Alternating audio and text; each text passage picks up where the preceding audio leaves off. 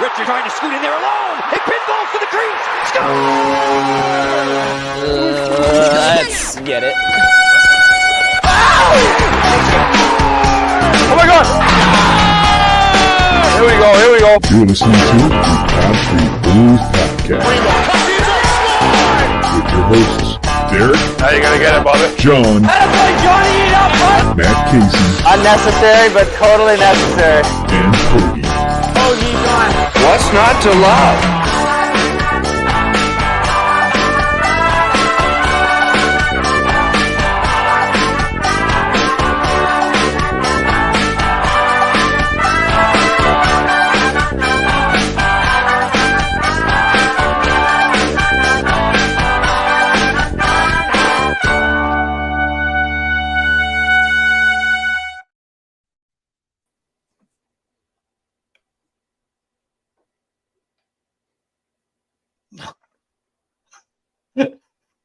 He's muted still. You're muted, buddy. What's muted? going on, everybody? Eric was muted. That's a good way to kick it off. Am I good now?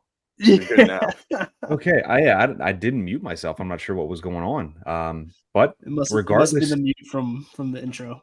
it must have been. I'm also on other websites right now. I'm not going to tell you what they are, but regardless, what is happening, everybody? Welcome to another episode of the Street Bullies. In case John didn't greet you all properly, my name is Derek. Go Birds. Go Birds. Birds! Yeah, whatever. This is a hockey podcast, guys. Shut the hell up. Eagles! I Still heard the Birds chant at the Flyers game on Wednesday. Friday. Are you surprised? Are you surprised at all? Absolutely not. Huge win. Yeah. I got to tell you something. I am more confident in this team than last year's team. Dynamic.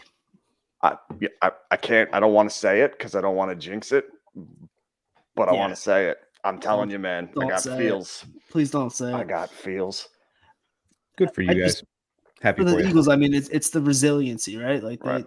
the past couple of games, they come back from behind to win games. It's Yep. They Impressive. win ugly. yeah, They win But it's- ugly. keeps you on the edge of your seat.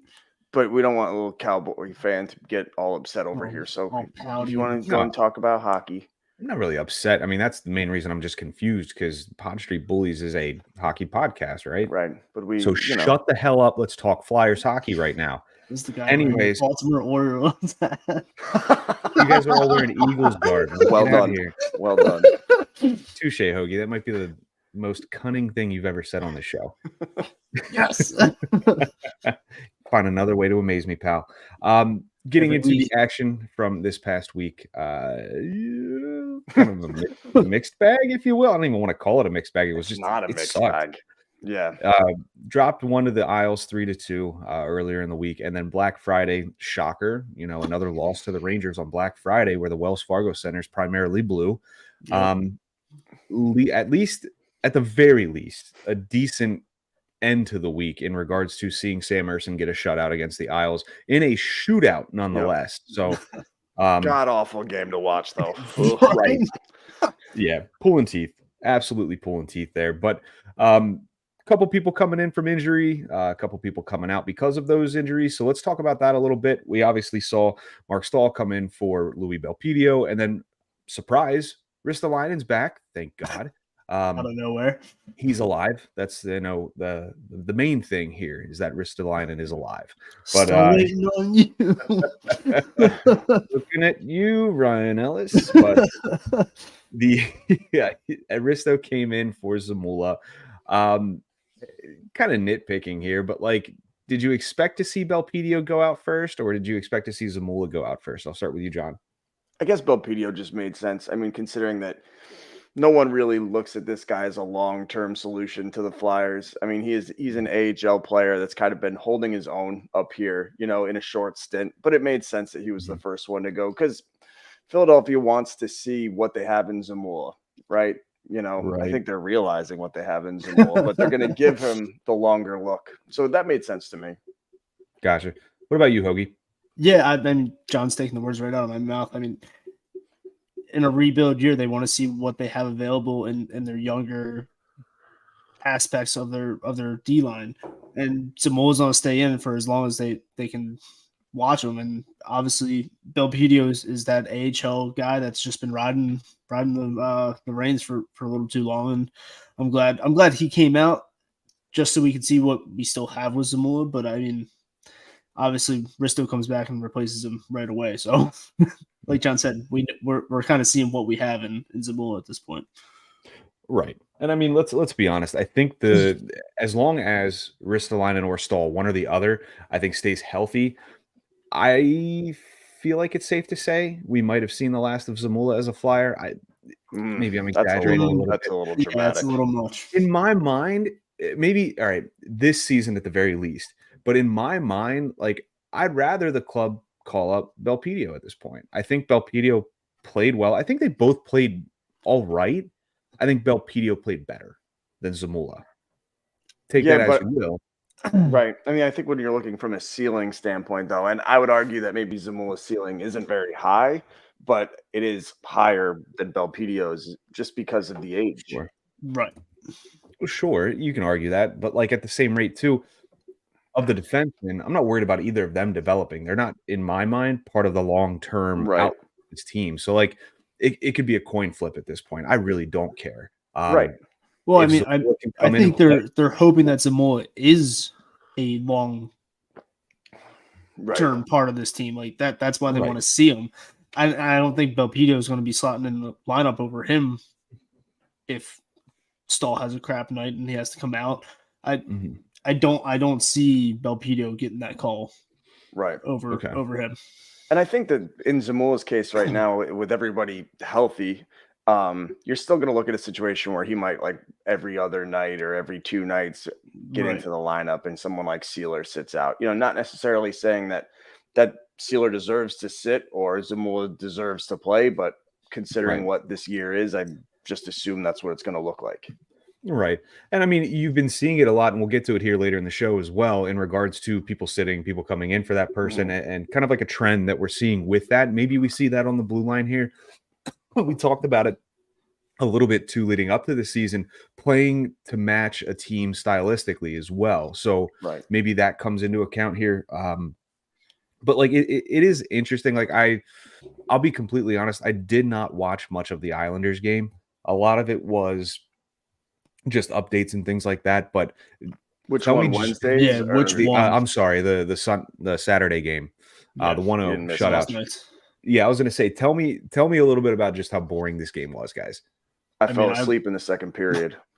I didn't get to turn it on until like the last 10 minutes of the third, and even then I was like, "What is happening in this game?" In true Islander fashion, then. Yeah, I mean, it was just a repeat of Wednesday night team in a way. Right. Just less scoring. I mean, the issue with this team, I mean, and it makes sense, is we lack offensive consistency.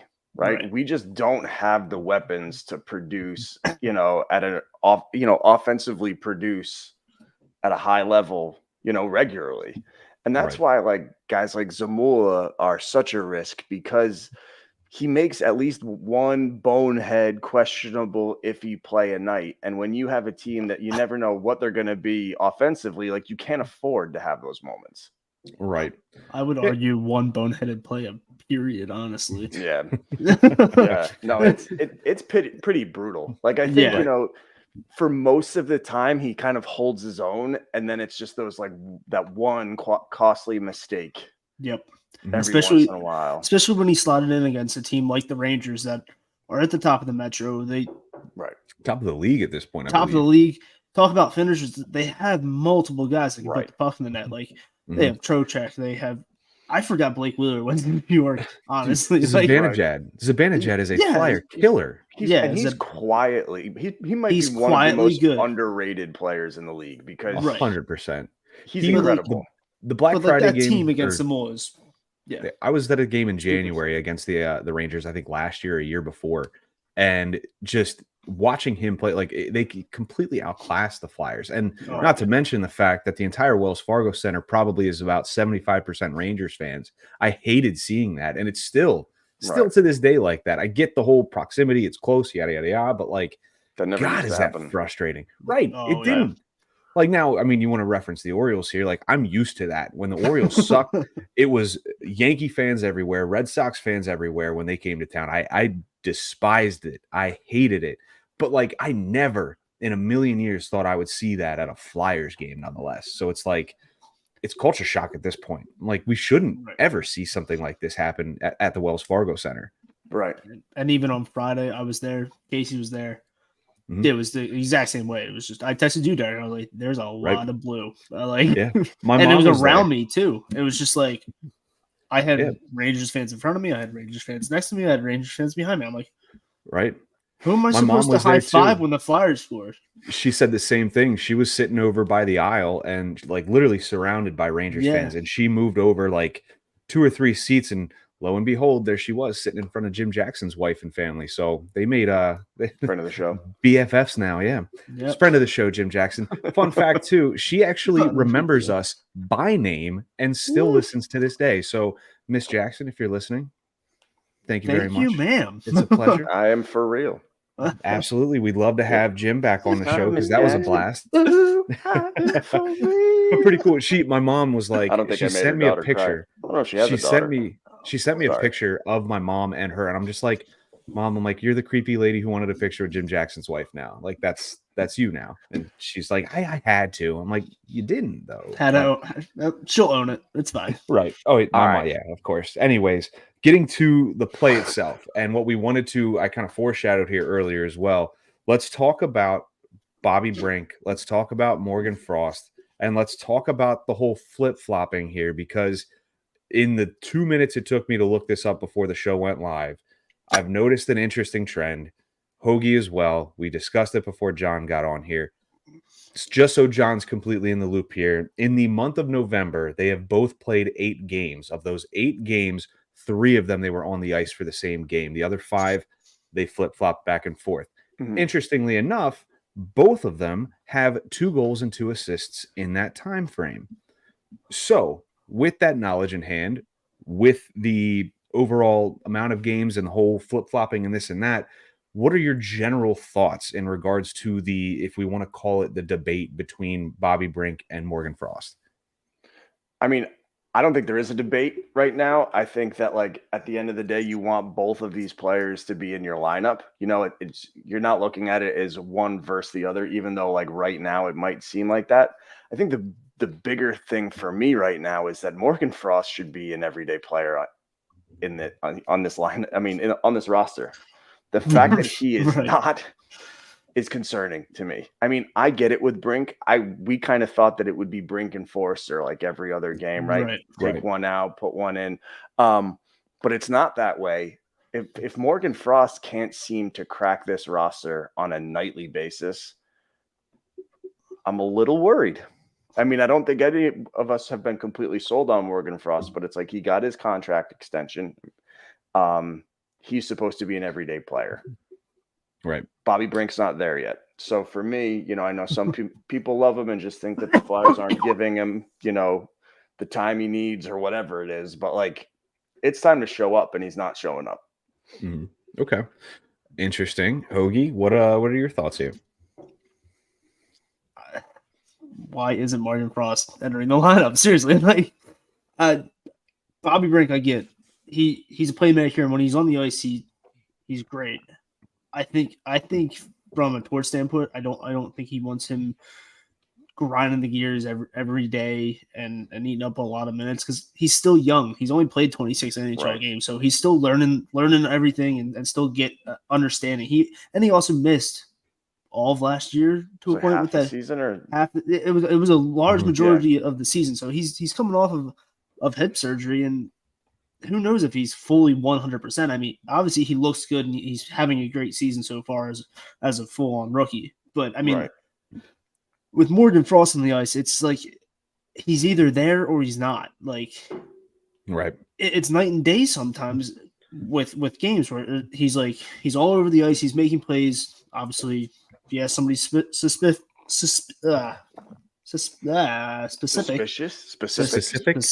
I'm just Sarsaparilla. Yeah, Sarsaparilla. Specific. He doesn't have anybody to finish those playmaking abilities. But like, I don't buy that. I don't buy it Yeah. either. Like I feel like he can make his own plays and be able to finish himself at this point. Like Right. he's a big boy.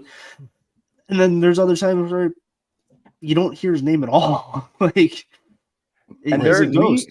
There We are talked nights about it where- a couple weeks ago, like in terms of effort, like Right, because there were games where Morgan Frost was essentially invisible. No one spoke about him because he wasn't making an impact in the game. And like, I'm still kind of that mindset. I think he's making more of an impact, and I want him to be in the lineup so that he can get out of this funk and prove us all wrong. Like, I Right. want that more than anything.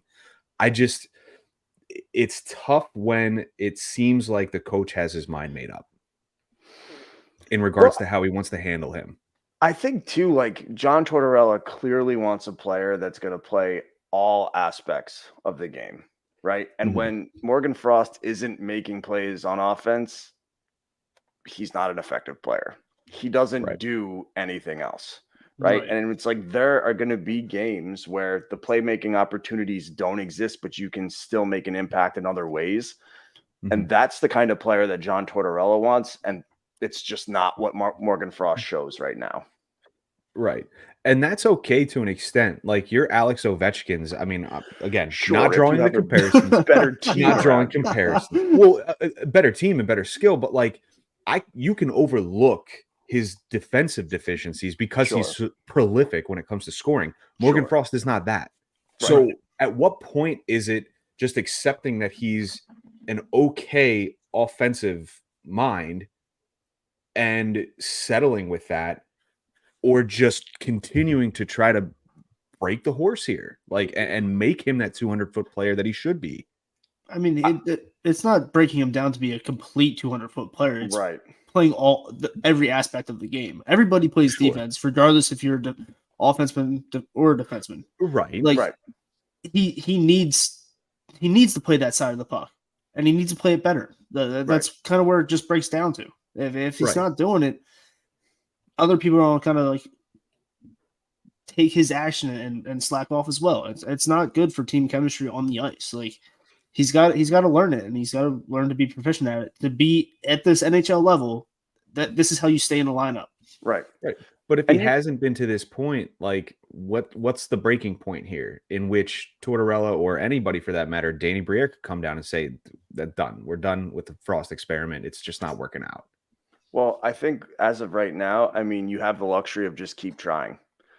There's not much of a trade value, unless you're able to attach him to something. And I mean, even if I just don't think that the trade value is there right now, where it's like you keep giving him a shot, right? And it's like every 2 games, every 3 games, you throw him in, see if he gets it. The thing is with a guy like Frost right now, where it's like it's all about the playmaking. I feel like there are teams out there where like they do have the luxury of having a player like that, where it's like they can kind of make up for his lack of defensive play and capitalize on his offensive abilities. The Flyers aren't a team in that position right now. And they're probably not going to be for a little bit of time. Couple of years. Sure. So let's say we get sorry, I don't mean to interrupt there. No, I was just gonna say, like, maybe you could sell a team on a bill of goods like that, where it's like, it's not working out here because we don't have the horses to run with him. We don't have, the defensive players to complement him, Sure. But if you put him in your situation, maybe it would work better. But again, I don't know if I see enough of it. Right. So then let's play some hypotheticals here. So 2-year deal, correct? Morgan Frost, he's good for this year, next year. Let's say same bill of goods next year. We're dealing with the same type of player, same type of play, everything. And it's still not working out. But this team is still not where they should be if they want to contend. Right. Is it worth even trying to get him to come back at that point? Like for an extension? Like for an extension, like to sign him to another contract? I think that by the end of this season, they'll know what they want to do with Morgan Frost. Right. Where it's like, even though they have him for 1 more year, if he continues to play like this, where he's in and out of the lineup, they'll go, okay, he's on our team for 1 more year, right? But we don't see a long-term plan with him. Sure. Because at that point, to add on to your point, John, is they have these players in the wings that are going to be making the jump Cutter Gauthier, the Matvey Michkovs. These are players that, I mean, they're learning as they go as well, but they're going to be slotted right into the lineup, and he's just going to be a dead roster spot at that point. If he can't stick it and play the type of hockey that the Flyers want, they have these quote unquote all-star players that are ready to come. And you also need to know like where your spots are filled. I mean, Right. and if he is still a question mark, then it's like, okay, maybe we still need to address this center position, a little bit more. Yep. I think they still do. I mean, they're still pretty thin, Oh, So yeah, does absolutely. that play to his favor a little bit, though? What, that they're thin? The fact that they're thin at center. Well, I mean, it probably played to his favor in the offseason when he was signing a deal. if he could crack the lineup on a regular basis, I mean, it should, Derek. That's the thing that's frustrating, right? There's no reason this guy should not be dressed every single night, right? I mean, look how depleted this team is of skill. They're in a rebuild. He's a young playmaking center. Everything sounds like, okay, he should be playing every single game, but he can't even stay in the lineup. Right. It's almost every other For game. sure. It really sucks when he's out there for warm-ups too. Like, yeah, he did it on strange. Friday against the Rangers. I saw him skating. I was like, oh, all right, let's see. Do you think that's a wasn't do you in the think game? that's a thing? Like, is it actually that it's coming down to the last minute so that when they submit their cards and their lineups, it's literally happening right before they write down either Brink or Frost? Or do you think he knows and he's still being forced to go out and do warm-ups? That's interesting. I don't know. I don't know. Like, is it a how they mind really game? break that down? Because, like, I'm not going to put it past a guy like Tortorella to do that. Because, like, you play those games. Right. You, But know, you think that it'll get through to somebody. I mean, Torts also isn't going to be watching warm-ups to see who's doing the right things. Like, he has his mind made up right before warm-ups. Like, I don't think he's doing that. Yeah, I mean, it's all in how you tackle it too. minute. Like, you don't want to see him just like, you don't want to see him out there like busting his ass in warm-ups, but like you also don't want to see him just out there like going through the motions, like just putting a puck, dicking around. Yeah. Here's a spin zone on it though. What if he's electing to take the warm-ups? What if it's that like he's being scratched, but he wants to prove to Tortorella, right, that he is working his rear end off, and he's like, I want to do warm-ups and then I'll go up to the press box. Right. I mean, look at John being optimistic for the player. My first question would be: are players able to make that decision? Like, can players just tell a coach, "Hey, I'm taking warm-ups regardless of whether I'm sitting or not"? Right. Well, I mean, I think all of this is questions because to me, right, I would almost feel like Tortorella would need to submit his lineup card before warm-ups. I mean, players take warm-ups all the time. There's always game time decisions and stuff like that happen. So I really don't think it's that big of a deal. Yeah. Right. And honestly, that was my first when it first happened where Frost was skating in warm-ups, and I was like, oh, someone must be a game time decision. And I noticed it keep happening. I was like, oh, okay, it's a little bit more weird. I just wonder though, like as we're saying, just is John Tortorella even watching the warm-ups, right? And then it's like, what does somebody do during warm-ups to prove whether or not they should be in the lineup or not? There's nothing. There's nothing. For sure. Yeah, I could see it being like that case in a game like basketball. Like if some guy is just shooting lights out from behind the 3-point line, and he's supposed to put him in. Yeah, like okay, I gotta start him, But that's also we're talking starters and bench where the bench can come in. Like we're not talking about hockey where you need to have your guys lined up. So your guys are rolling every 30 seconds. Exactly, but. Like, nonetheless, I still find it very interesting that these are the two guys they're picking to basically flip-flop between Frost and Brink because Brink is a winger. And yes, Frost can play wing. However, on a team that needs center depth, you'd want him to be playing center. So what you're seeing now, obviously, Paling is going up to the third line occasionally.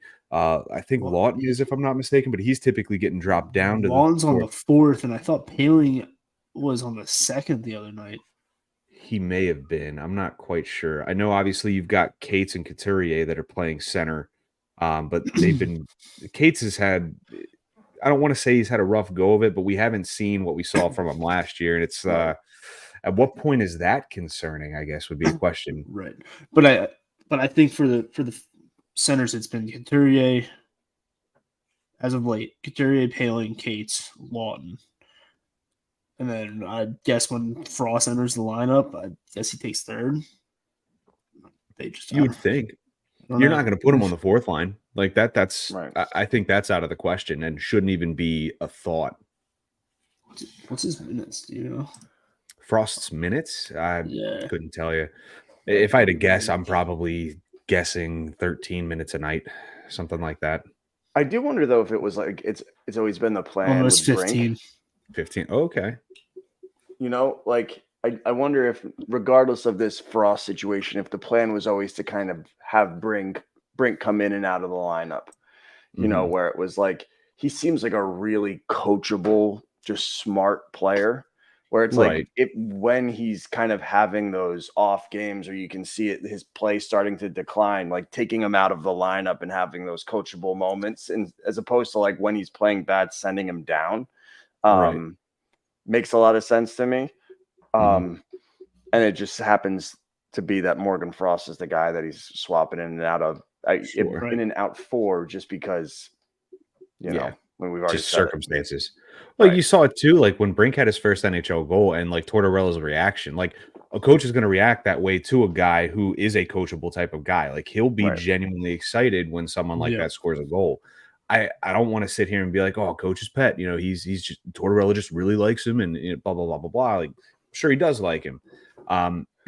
But you know, I don't know what to think of this right now. Like I've got my thoughts in regards to the little things here and there, but overall, it's like it's confusing that you have two guys, different positions, different capabilities that are flip-flopping in and out of a lineup in which seems, I don't want to say like you've got your 12 guys for the most part. Lines are jumbled every goddamn night at this point. I don't know. I mean, we expected the line jumblings, like a rebuilding team. You don't really know what you have or what the talent is going to be up and down the lineup. So you just try to see what sticks and who can play together.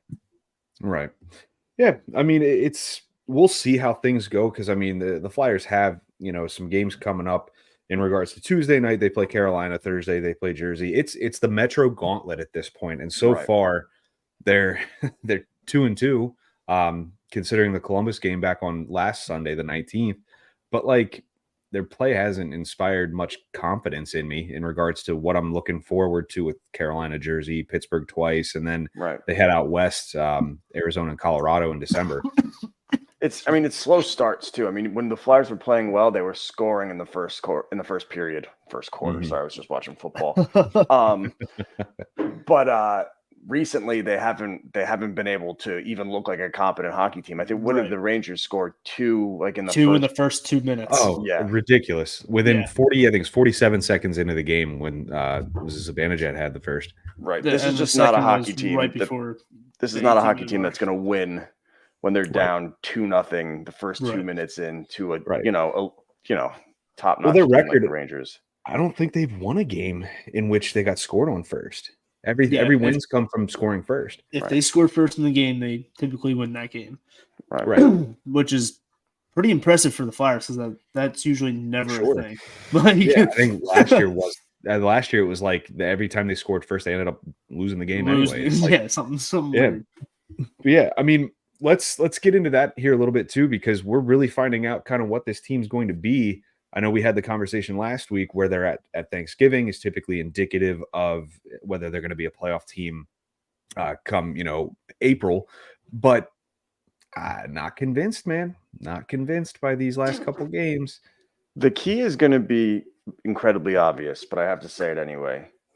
Can the moments win more games than you lose? Well, can the moments of good last longer than the bad moments, right? It's like if you're going to be an inconsistent team because of the lack of skill that you have, right? Can you play a, solid brand of hockey that gets you 4 or 5 games in a row more times than you end up having these clunkers, And I think that's really the key is if you're going to be streaky, hope that the good streaks are longer than the bad streaks. Right. History will tell you though that's not the case because I mean, how many 10-game losing streaks did we have last year? Right. Yeah. So This is franchise history. We should talk about that. Right. like I completely agree with that point. Yes, it is the obvious point, but it carries a lot of weight because you see how streaky this team is. Like they will go on win streaks like the 5-game win streak that we just had. Right. And then, like last season, you see them lose 10 straight. And then obviously this season, they were the slump busters for San Jose. Like, you're but getting also let's not teams. forget though, it was only a 2-game losing streak because they won last night. Right. Sure. Like And I was going to bring that up. Like the first Islanders game wasn't bad. They lost 3-2. Like 3-2. it was they were down 3-2, early. I think 2-0. Yeah, and Yeah. I mean they fought back, and I mean even in the third period they were competitive. They were trying to create that drive and offense, and they don't have that finisher that helps us. I mean, TK made a great play in the last minute of the game to create a chance for himself, but like it was too late at that point. Right. Like during those 2 games, like they were still being competitive, which is it's nice to see that they're not just giving up. But like, I still think they'll be that bubble playoff team because it's like right now we're third in the Metro. Sure. Right. I think I mean, if we go through this Metro madness, whatever you want to call it, and get a couple more wins out of it, it's pretty big. Because I mean, the Metro's a mess right now. I mean, the Rangers are just running away with it with 31 points. They're just let them. They're just eating everybody up. Yeah, if that's the one team that runs away with it, like if there's one specific team that is far and away better than everybody else, but leaves the rest to just mediocrity, right? Maybe the Flyers it's have anybody's a chance. game. Right. I do still think though, as this season progresses, you're going to see a couple more teams, not necessarily pull away like the Rangers have, but they're going to establish themselves as their stride. Exactly. You're going to see your Carolinas probably. I'd argue maybe even Washington. They're still like, I don't know. New Jersey at some point, you figure. New Jersey's got to click. Yeah. I mean, they're sitting at 9-9-1. Yeah. Right. That's and then the Penguins are sitting at 10-10. Like, I don't care. Yeah. Just weird Metro right now. Where you thought like lately the Metro has just been this like monster mega house with all-star players and everything, and now it's just mediocrity. I love it.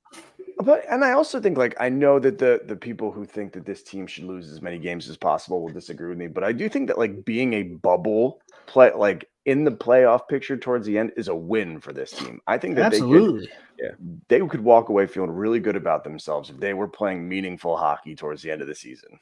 Right. Yeah, and don't they have 3 first-round picks this coming up draft? I think it's is it 3 or 2? Just 2. Florida, 2. Yeah.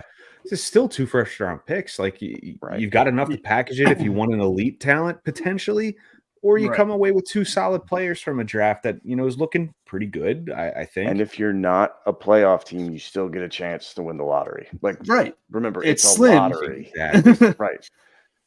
Right. No, absolutely. I mean, again, we'll see in the coming week how things go with the matchups against your Carolinas, your Pittsburghs, and this and that. But like. As of late, too, like let's get into a little bit of the goalie play here, because what I've been noticing is I'm not going to sit here and elaborate or be exaggerative about like the evolution of Sam Ersson, but like the way he started the year versus the way that he is playing right now, at least you're seeing almost, I don't want to say a different Sam Ersson, but you're seeing a better, much Sam better Ersson from last season that made people excited. Yeah. Right. His first 5 games, he stopped 83 of 100 shots. Like right there, 830 save percentage. Terrible. Not good. Not NHL worthy. His last 3 games, he is also 3-0-0 in these games, but he's got a 9-4-1. Those first 5 games, 1-3-1. Like, yes, you're seeing the other side of the coin with Sam Ersson at this point. So I'll start with Hoagie because I started with John the past couple of times. How are you feeling, and are you much more confident in regards to how Sam Ersson's playing right now? Oh, absolutely. I mean, you want to have a confident backup putting up some decent numbers to helps for right now, and it helps for the future as well. You know what you have, and you can keep riding with that. I think for Ersson, I think he's now starting to get into like the regularity of a backup situation. He's not getting tossed into games right away. Like they're not, heart's not hurt. Like it was kind of like goalie madness to start the season. I think now he's finally starting to get his starts that he was expected to have and keep rolling with it. And that internal pressure, like all the excitement that was Sam from, coming from the fans of Sam Ersson, like it's gone now, right? We're kind of into the season. For me, I think the biggest thing is just don't revert back. Mm-hmm. Just show me that you can keep playing the way that you're playing. I mean, obviously, the saves percentage is going to dip down. He's not going to shut everybody out, but like, don't look like that, goalie that lacked confidence and seemed nervous to make a mistake the way that he did in the beginning of the season, and I'll feel fine. Right. Do you think it factors in a little bit in regards to how the blue line looks now versus what it was last year? Because obviously there was a lot of change. You're talking about probably a good 50% of the blue line looks different at this point. Is it Ersson maybe just getting used to playing behind these new guys, or do you just think it's kind of a mental thing for him? I think it's all of the above. I mean, the roster. Take the shit way out of that one, man. Well, right. I mean, but think about it though. He's a young goalie who has little to no experience in the NHL. Right now, he's a backup.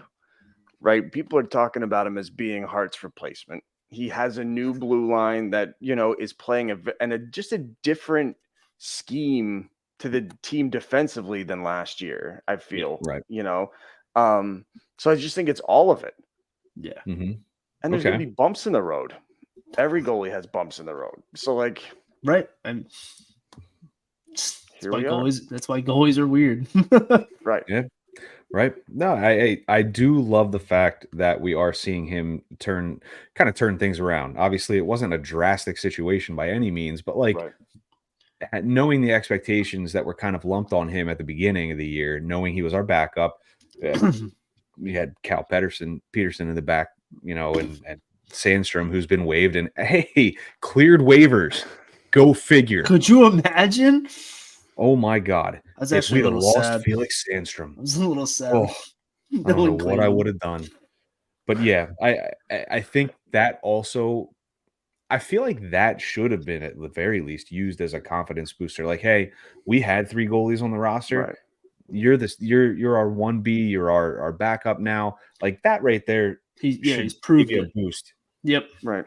I mean, and it's like I feel like as a player you can't help but speed things up in your head where it's like every moment you're under this microscope where I feel like the coach then has to come in and go like, listen, we're taking a patient approach to this. You need to do the same. Yeah, today wasn't great, but it's just go out there and do it again. Right. And I think tomorrow's another day. Right. Yep. And I feel like John Tortorella at this point in his tenure, I don't know if I would say this when he was coaching the Rangers,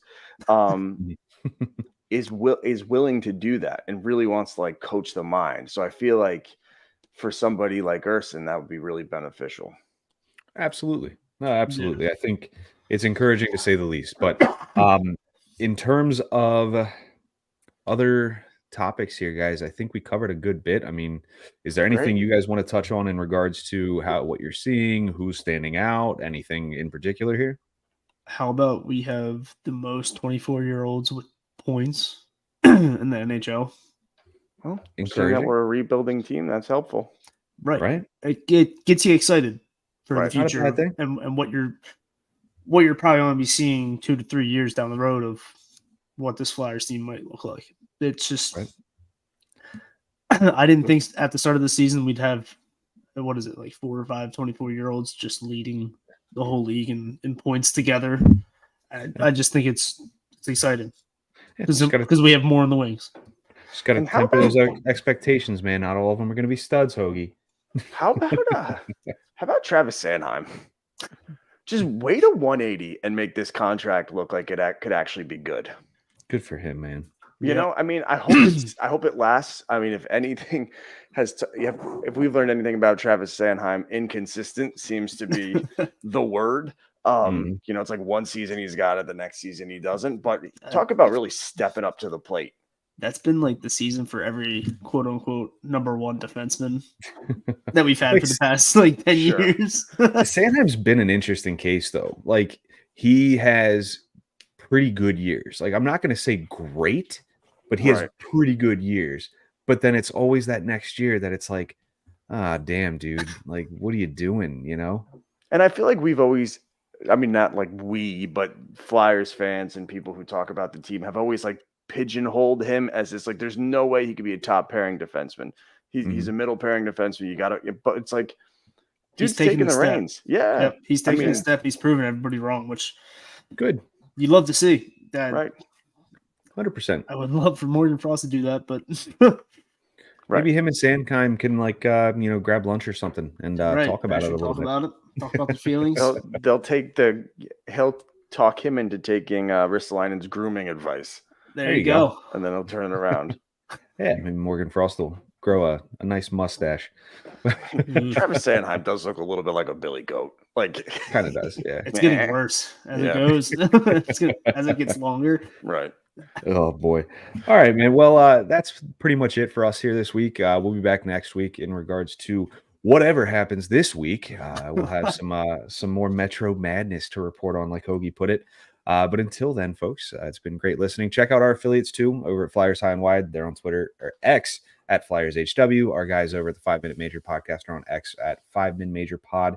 Dave and Mastro. And until next week, folks, enjoy it and let's go Flyers. Bye now. Bye now.